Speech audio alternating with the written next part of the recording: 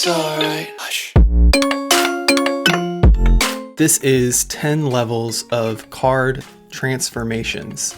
These are all sleight of hand moves in increasing difficulty and or visual appeal. Come back to the video when you need to re-watch how a certain move is done, and be sure to practice these well so that you can be ready to fool your friends. Open sesame!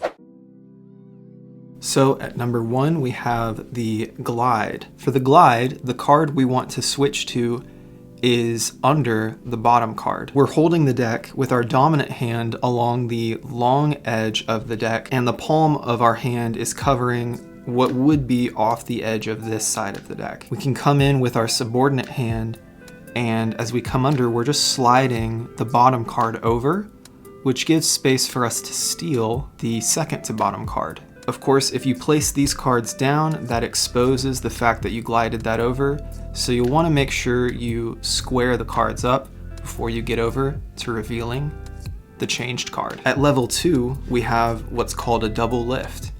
I seem to take the 7 of hearts, give it a flick, and transform it into the 10 of spades. So much work has been done on the double lift. The way I like to do it is first with a get ready from the book expert card technique. I flick down 2 cards, and I'm able to just do that by running my thumb along, and this is called a thumb break. I'm able to push that in to my index finger so that my thumb can come, push down, and turn that into a pinky break. Some magicians will do a pinky break directly, but I find that it can be kind of hard to count with your pinky. The thumb is much stronger, and so that's how we can transfer into that. Now a break is just where there's a gap here, but that's hidden from the front. The break allows you to come in with your other hand and turn over the cards as 1. To turn over the cards as 1, I'm just sort of gliding it along the deck, and then I flip it over a little forward so that then the index finger can push in and the thumb can pinch sort of down, and then we can turn that over all together. Then, of course, you can turn over the changed card. The great thing about the double lift is it can also serve as a clandestine switch, where right now the 7 of hearts seems to be the top card. I can pretend to place it inside, but actually that's just a different card. And so then the 7 of hearts can seem to come to the top and be used in an ambitious card routine. At level 3, we have the top change. I'm just going to take the 7 of hearts, I'm going to place the rest of the deck down, and I've actually already switched it into the 8 of diamonds. So the top change is another clandestine switch that can be used in ambitious card routines. It allows you to make it look like you're placing the card in the middle, but you can also use it as a straight up switch. You have your card that you want to switch into another, and you have a break under the card it's going to switch into. As you come up to the cards, your thumb comes over that card, and your pinching fingers over here with your dominant hand come to switch the card out. This is done under the guise of some motivation, so you can't just do this switch straight out. The idea is that you're bringing your hands together to then do something. So maybe you bring your hands together, execute the switch, and you come over with this hand to get stuff out of the way so that you can then place this down. Or if you're not at a table, you could come together as you're asking the audience member to reach their hand out like this. And then you take the card, place it in their hand, and have it switch into their selection maybe. But the idea is that you can't just come together and do it. You need to have some motivation as to why you're moving your hands around. Now we get into some more visual changes. So at number 4, we have what is called the shake change. I just take the 7 of hearts, give it a shake, and it turns into the 8 of diamonds. So this change looks really cool. You're going to come over with your dominant hand, which I'm left-handed for context, and you're going to hold 2 edges of the card. So in my case, I'm coming over to the non-indexed, that's what this is called, the index here. I'm coming over to the non-indexed part, and that allows my index finger to come over And my pointer finger is eventually going to rotate this card. That's how the change happens. So in your case, if you're a right-handed individual, you might need to grab the corners by the index itself. Basically, just examine which side allows you to rotate the card most easily, and that's going to be the side you're using. You have a break under the card that you're switching into, and you're going to come over and pick up both cards by that corner that you need to so that you can rotate by the edge. You're going to bring it back and shake it, and as you're shaking it, you just rotate the cards. So again, your index finger's coming in and just rotating the cards. This is one that can be obvious without that shake and without the proper angle. So I like to think of my spectator's eyes as the flat plane that I need to play toward. So instead of going too parallel with the floor, which would allow them to see that rotation, I'm trying to mind their eyes and make sure the shake goes along that plane, and then I can do that shake change at the right moment so that it really looks fooling to their eye. So again, something more like that. I want to give you just one more look at that shake change since I needed a little more space from the camera. We have the Shapeshifter Change. The 8 of diamonds visually snaps into the 6 of hearts. So the Shapeshifter Change has 2 cards rotating around each other. You're going to pick up the cards, for me as a lefty, at the index. That's this part of the card. If you are right-handed, it might be the reverse. So you're going to pick up here, and you have both cards back to back. You can get into that situation by holding a break, of course. And with the deck still here in dealer's grip, it's going to use the middle and thumb to hold these corners of the card. So you're here, it's holding these corners, and you're going to pull those corners down, and then at some point you're going to flick to release off of the middle finger, which will rotate it around on its axis and display the new card. So in motion, you have that. It helps to angle this toward your spectator's eyes so that they see less of a rotation and more of a pop into the new card. At number 6, the snap change. To do the snap change, you're once again picking up 2 cards as one, and I like to get in position this way where I'm setting it up with my deck holding hand and I'm just pinching the corners, and then I'm coming over with my index finger and my middle finger and pinching it against my thumb on this bottom side of the card. So again, that might be more on the number and suits part of the card if you're right-handed. But you literally are just coming through and snapping your fingers, and then it's hidden behind. We have a more detailed tutorial for that as its own video on the channel where you can put the snap change together with a pick a card routine to make it a full effect. This one is much more angle sensitive than a lot of the tricks on this video, so you'll really want to make sure you do this move right to their eyes and practice this well so you can watch your angles. But to get rid of the card, you can place it on the deck as you turn the changed card over. At level 7, we have the classic color change, and that move looks something like this. I come over the 8 of hearts, and it changes into the 10 of spades. For this change, we come over, and similar to the glide, we're going to push this card so that it allows clearance of this card underneath. Once again, you get into this move by executing a double lift, so you have one card under that card that you're about to change into. You come with your dominant hand and you push forward some, and you're covering this detail. After you've pushed this forward enough, maybe about this far, you're actually going to keep moving forward with your hand even though you've stopped pushing this card forward.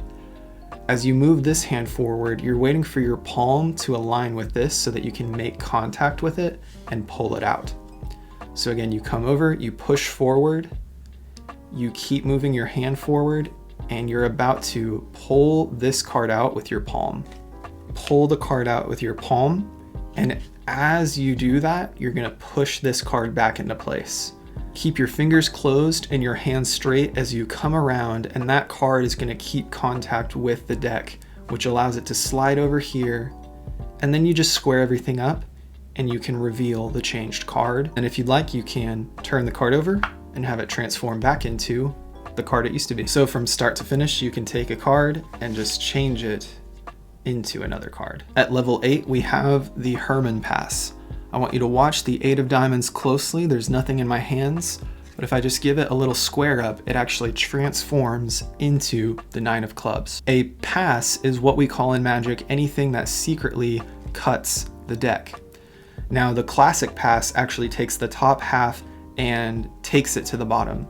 But in this case, the Hermann Pass is taking the bottom half and placing it on top. So you have a break above the card you're going to change into. And again, a break just looks something like that. This is a pinky break, so it's hidden from the front.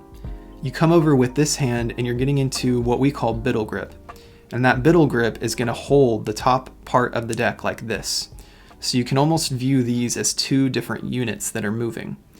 So your thumb maintains contact with this top half while your biddle hand holds it like so.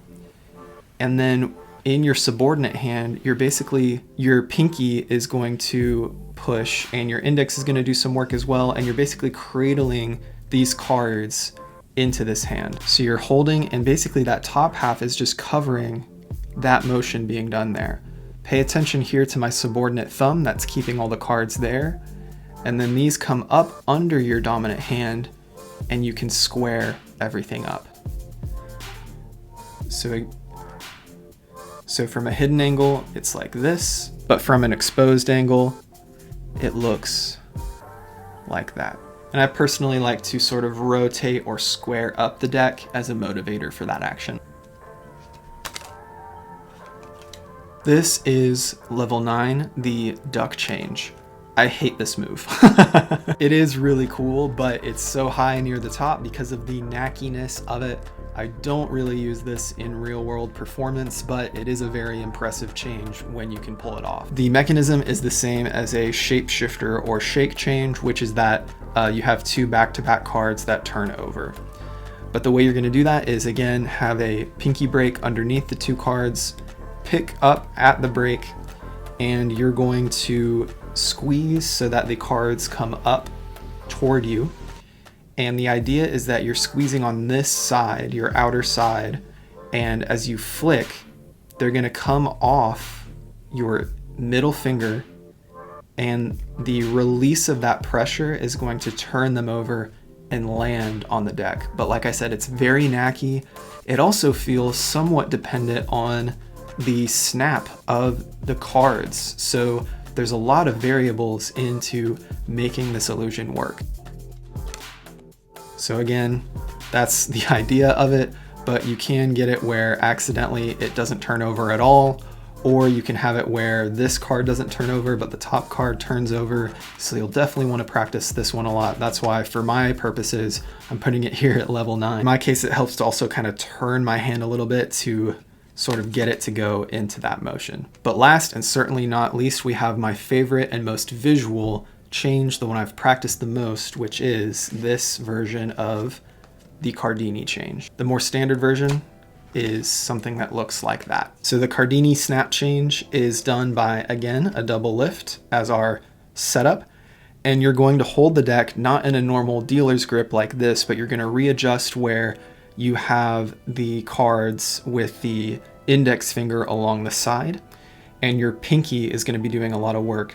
But if you're thinking about pressure, you're kind of holding the deck like this, where your thumb stays long like this, but now your index finger is here so that the top corner is basically what's anchoring the deck.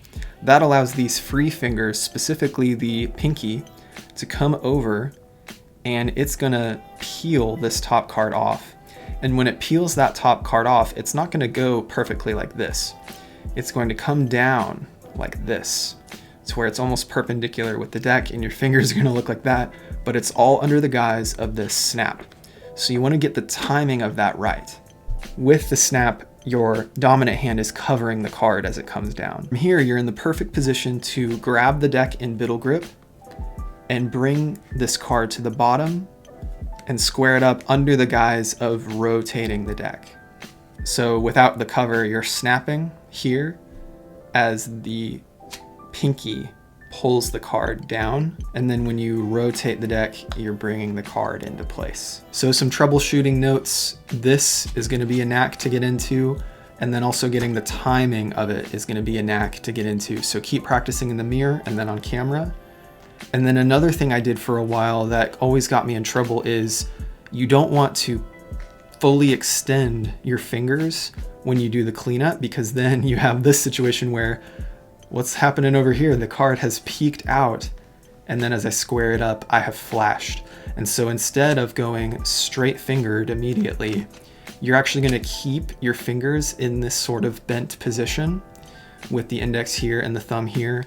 And then when you transfer, keep them curled like that so that the card will not come out from underneath your palm. It's a maybe subtle distinction, but that's the difference between it being hidden versus it peeking out as you come inside. So keep those fingers bent until you've gotten it into place, and then you can come away. Now, I learned this classic move from a magic mentor of mine, and so I've been working on this move for several years now. And like I said, this is my favorite change because I think it perfectly represents what I would do if I were a real magician and I could just turn over a card.